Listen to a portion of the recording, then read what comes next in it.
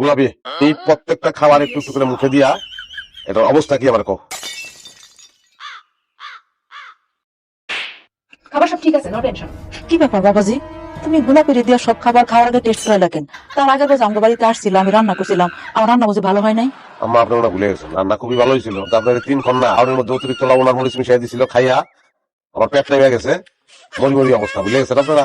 ওই বাবাজি, এইবার আর কোনো কিছু মিলাই নাই, চিন্তা কিছু নাই। তুমি নিশ্চিন্ত মনে খাও, গরম গরম খাই না, ঠান্ডা হইলে মনে লাগবে না। আমি বাইরে দিতেছি। না দুলা ভাই, আপনি খাইতে পারবেন না। আমি খাইতে পারবো না, কারণ কি? কারণ আমাকে 3 বোনের একটা ইচ্ছা ছিল, আপনি নিজ হাতে আমাকে 3 বোনের খাওয়াই দিবেন।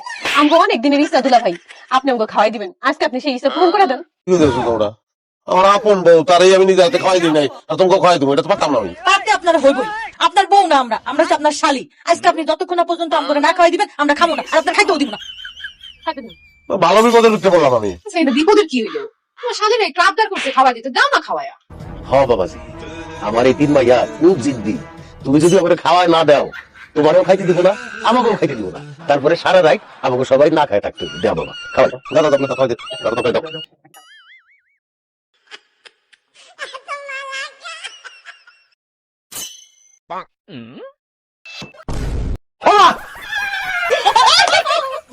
আগে গুলি তো পারতা, বাইরে কাঙ্গুলি খাওয়াইতাম, ভাত না খাওয়াইয়া।